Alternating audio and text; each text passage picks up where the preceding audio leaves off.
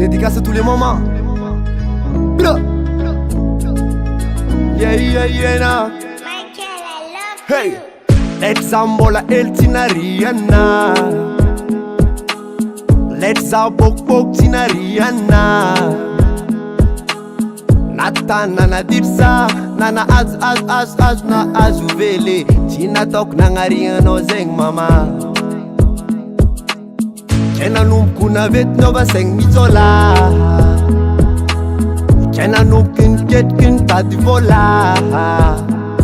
La tequila no, for jaculata no mama.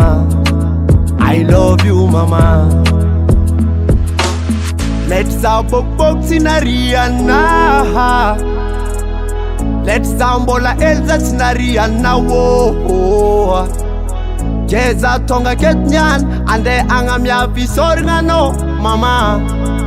I love you mama. Mama zalatare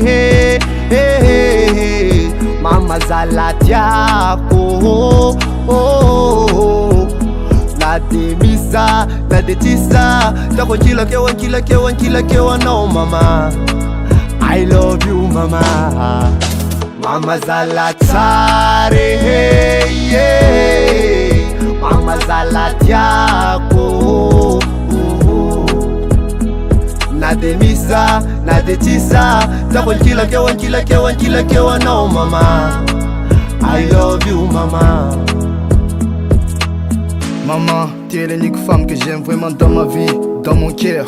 Tu me porteras dans ton ventre durant 9 mois, plein d'amour, plein de sentiments. Il n'y a que toi qui peux me donner l'amour sans argent. Tu es la seule unique femme qui a le même sang que moi. Et les paradis ont mes yeux. Cette chanson est dédicacée pour toi maman. Let's box in Ariana.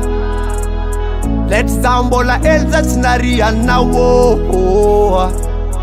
Jeza tonga ketnyan ande angamya visorga no mama. I love you mama. Mama zalatare mama zalatiako la demisa la detisa tako kila kewa no mama. I love you mama. Mama zalatare mama zalatiako na demisa na detisa tako kila kewa no mama. I love you mama. Yeah, kezeng iske anjara no fek mamina vinam naske tiap luato no mama. Ay bang bang. Aina, it's a really good vibration. Standing as now.